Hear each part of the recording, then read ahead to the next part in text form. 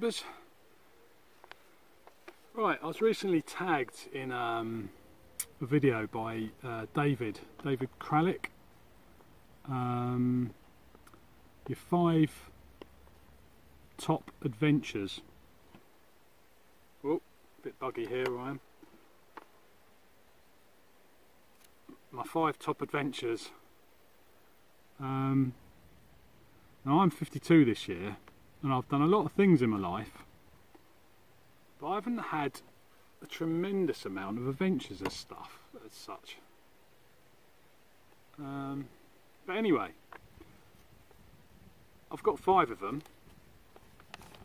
I'm going to have to read them, or refer to my notes anyway.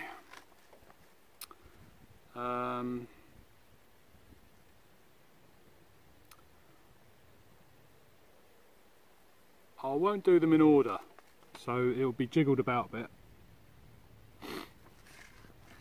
When I was on holiday in Cyprus, I was with my wife and my daughter at the time. My son wasn't born then, and my daughter was about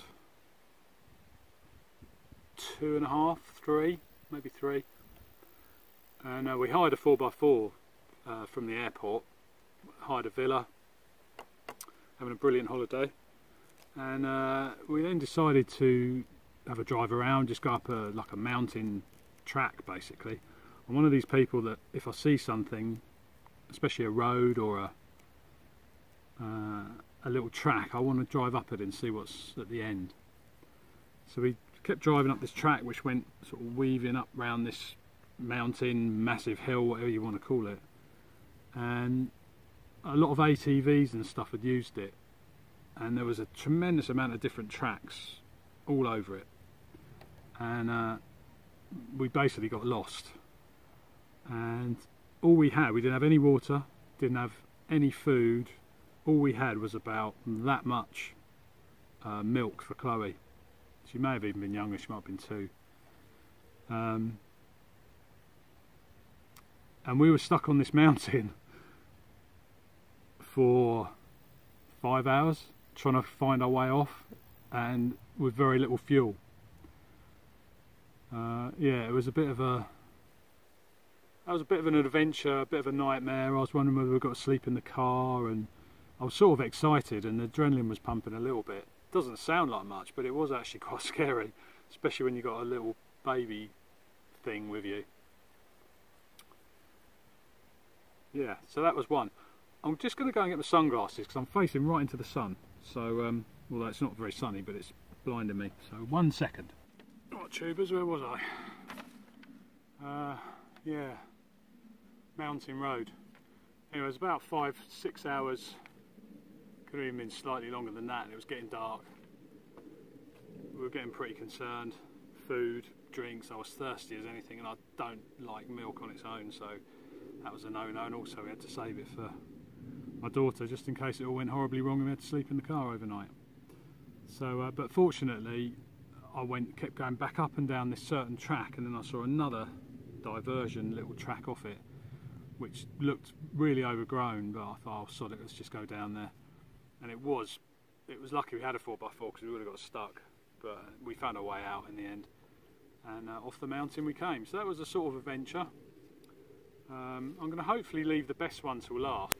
My other one was, I've mentioned it in a video before, where I went camping, not really camping, but like my first ever wild camp I suppose, in Durdle Door in the UK.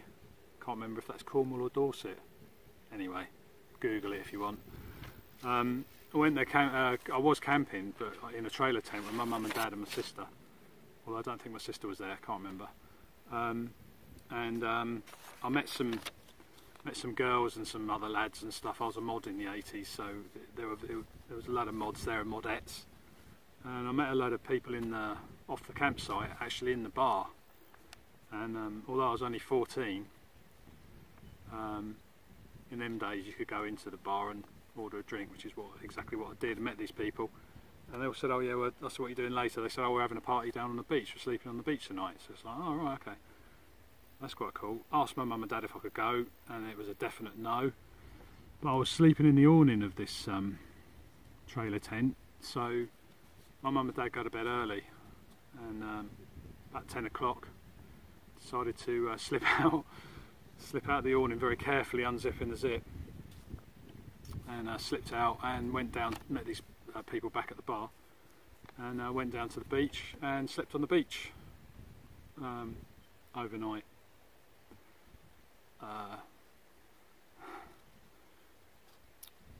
With a girl and other people were there, and it was in one of the caves. Sorry about the table, it's a bit wonky, this table, every time I lean on it. It was in, we slept in sort of one of these little caves that are there. But I think I saw it on a video the other day actually, or someone commented on one of mine, can't remember. But yeah, that was an adventure. It was quite a steep climb down to the beach, if I remember rightly. But woke up in the morning and looking at Durdle Door, it was good. It was that was an adventure when I was 14. So that's number 2. Number 3. Well, I suppose wild camping has become one of my new adventures. I've been getting out a lot lately, but it's sort of slowing up now really. I was supposed to be going, I keep getting bitten here, I'm like in a sort of little permission camping field, if you like, right next to other fields and sheep and stuff, and there's serious bugs. I already got bit by a horsefly. I was supposed to be wild camping tonight, but I can't now, so I'm going to have to abandon this mission, which is why I'm doing my tag quickly. But yeah, I suppose wild camping is my other new adventures, because you never know really where you're going to end up. I'm either relying on other people, or if I'm on the beach I know where I'm going to end up, but it's still an adventure. You still don't know what's going to happen. You don't know if it's going to rain, you don't know if you're going to get attacked by an axeman in the middle of the night, you don't know whether you're going to have enough food or water, or you know, that kind of thing. So that's an adventure, and I enjoy it. I enjoy the challenge of packing my rucksack. I don't enjoy carrying it, that's for sure, but I enjoy wild camping in general. I've always actually quite liked camping, but you know, always on campsites normally in the old days. So that's number 3. So wild camping is any type of wild camping is an adventure to me. When I was 7 or 8, my dad worked in the oil industry, and we had the chance to go and live in Nigeria for a year. He used to work, he's a seismologist, so he used to measure earthquakes and tell the oil companies if they could drill for oil or not. And so he worked, I think he was working for BP at the time. And so we packed up, myself, my sister, my mum, my dad, we all went to Nigeria for a year. And this was back just after the Civil War in the late 70s. So it was a bit dodgy ground in Nigeria. I think it still is, to be honest, but then it was pretty dodgy. We had security and everything. But that was a massive adventure. I didn't go to school for a year, I was homeschooled. We used to go out and see a lot of snakes. We ran over a cobra in the Land Rover one day that was, you know, doing all this cobra thingy, whatever cobras do. That's like emu, isn't it? Rod Hull. Yeah, that was a brilliant adventure. My dad built me this humongous climbing frame in the garden. I mean, we had a massive garden. We sort of lived on I suppose akin to a plantation, you know, like plantation houses, old sort of colonial plantation houses, bungalows, but big gardens. We had gardeners, we had security, we had, you know, it was pretty lush, to be honest. Apart from snakes, which is where I get my fear for snakes from, because there was just tons of poisonous snakes all over the place. I mean, I remember I'll get back to the climbing frame. So, builds me this massive climbing frame. My dad's very good at engineering as well, and out of really thick bamboo. I mean, it was like, you know, proper bamboo style, and just built me this massive climbing frame with swinging tyres, and it was just brilliant, absolutely brilliant. The only downside was that every day before we used it, I had to either get the gardener or one of the security to check it for snakes, and because snakes used to love lying in it, hiding in the end bits where the panel had been, where the bamboo had been cut and there was a hole, so I used to hide in there, and spiders and all sorts of nasties. So it sort of dampened it a little bit. I escaped one night from our bedroom and went to go and see the gardener, who lived in sort of, if you like, servants' quarters at the bottom of the garden with all the cooks and everything else. We were in there was 2 colonial houses. The other side also had another family that worked in the oil industry for the same company.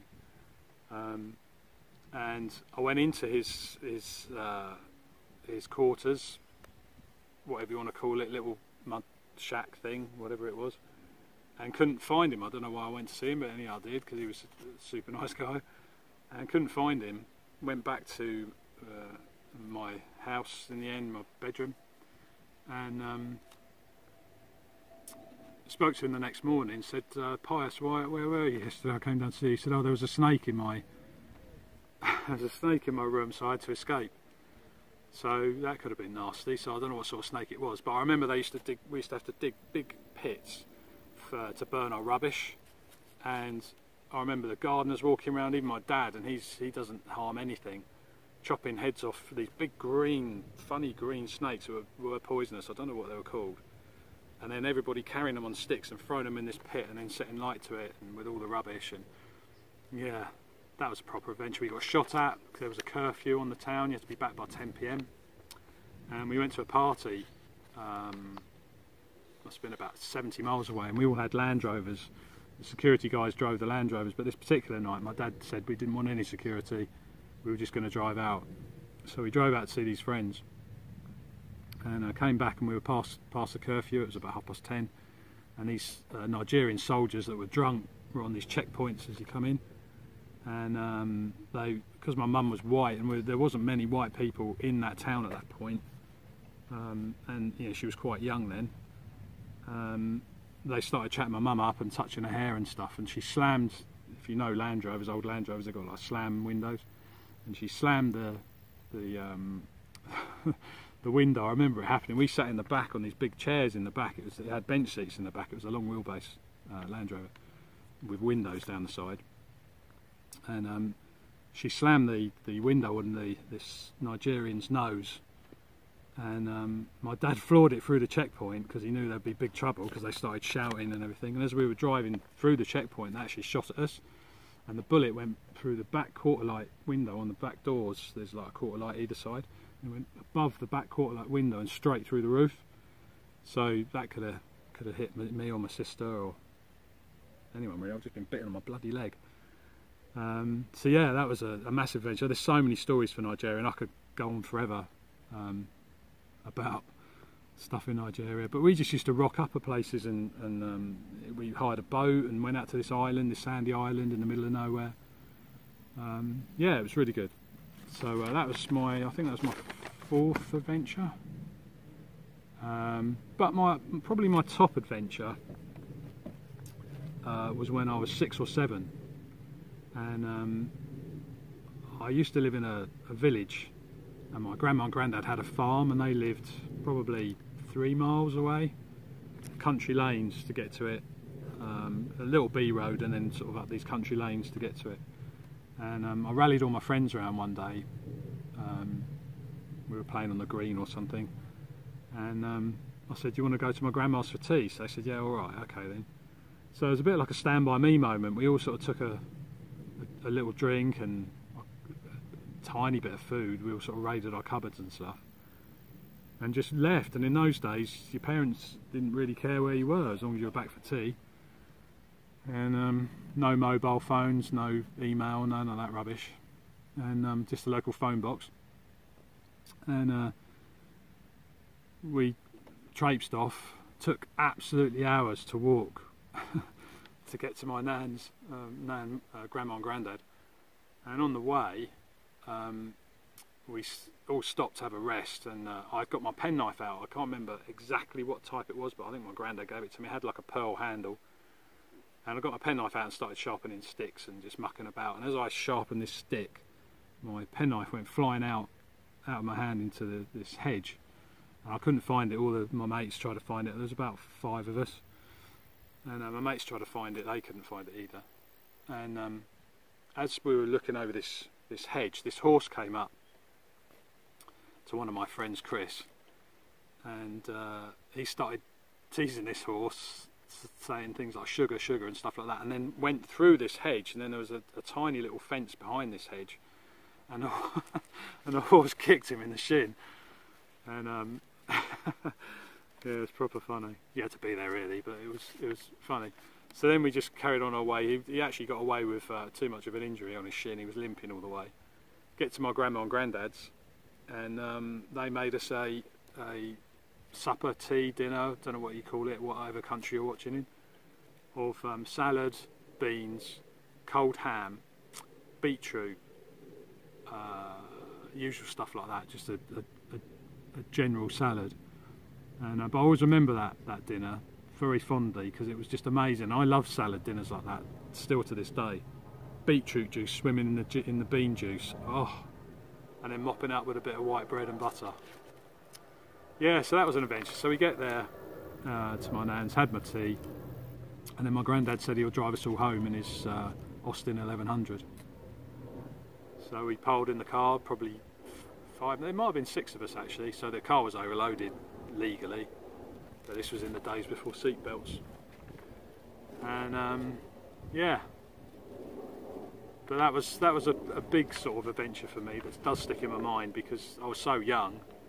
We'd get back home and no one had missed us, and we'd been gone for hours. I mean, it must have taken us 5-6 hours to get there at that age. Yeah, so that's my 5 adventures.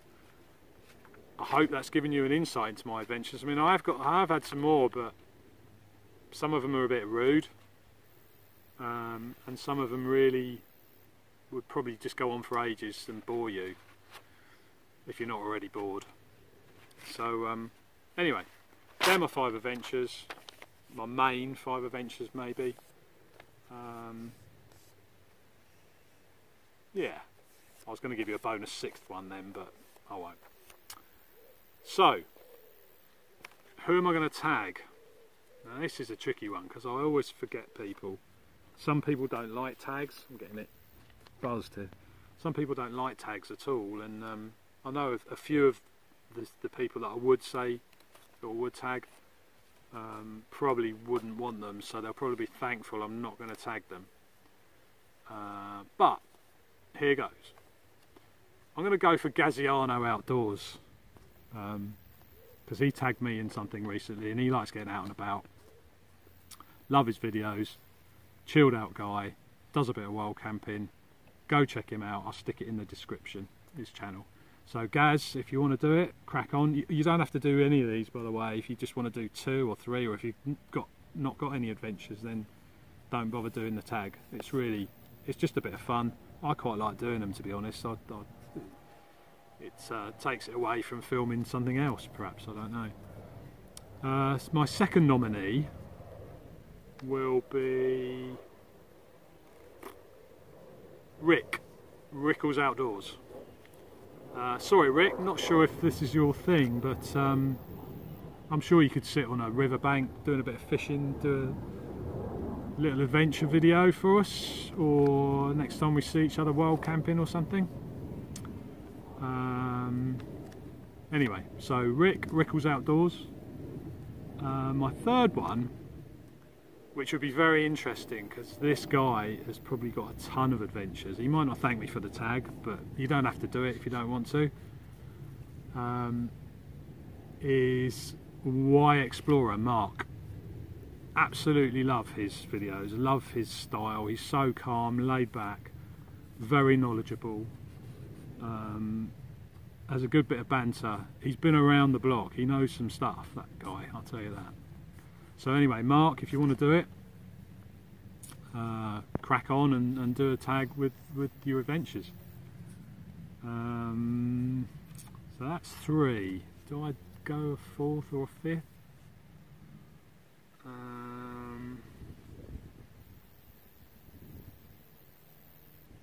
Let's go for Trevor Nath, Summit or Nothing.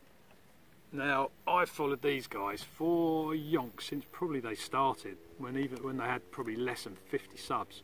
Stumbled upon their channel. When I first started doing my channel, it was all, I was going to do hiking and things like that, and I did do some hiking. And I was just obviously looking through YouTube channels and things, looking for hiking channels and things like that, and Trevor and Nath popped up, and they just make me crack up. They're very, very funny. They do some cracking videos, brilliant editing. So I'm going to nominate Trevor and Nath, because they must have some adventures. Whether you want to do it, Trevor and Nath, that's up to you. But I'd like to see one if you could. And it's a filler, isn't it? Fill a bit of time if you've got time to do it. So I'm going to class those as one. So I've got one more tag left. Who's it going to be?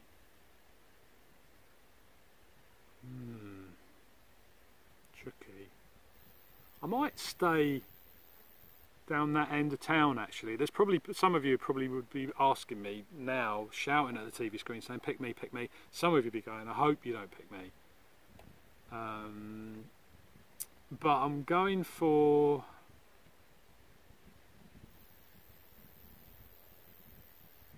Nick on Dartmoor. He's the wild camper, he does a bit of hiking, got a lovely dog. If you don't know him, check all these guys in the description, because I put all their YouTube channels in the description. So Nick on Dartmoor, another chilled out guy, does some brilliant hiking around Dartmoor, beautiful, beautiful parts of Dartmoor. So Nick, if you're up for it, if you want to do the tag, 5 adventures. Whether they're your top adventures or any adventures, obviously you can leave any dodgy ones out. Yeah, I'm going to go for a bonus 6 as well, as I'm feeling greedy. And I'm going to go, still in that area actually, these are all Dartmoor type boys. I'm going to go for Tim, Viking Outdoors. Now this will be a funny one because Tim doesn't really ever comment on my videos. So I don't think he actually watches them. So Tim, if you're out there, you're tagged, mate. Whether you want to do it or not is up to you. I still watch your videos, although you probably don't watch a lot of mine, maybe, if any. Oh, and the 7th one, Joe Robinette, because I always got to tag him. You know, he's my best friend and everything, but you know, sometimes I just have to tag him just to make him do things. So Joe Robinette, you're the 7th. Anyway, tubers, looks like the rain's going to come now, so I've got to get under cover. Yeah, I think it's on its way. Thanks very much for watching. Hope you enjoyed this little viddy. See you all soon. Thanks a lot. Bye.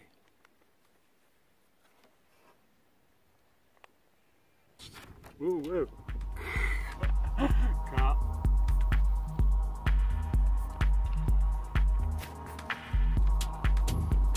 Right.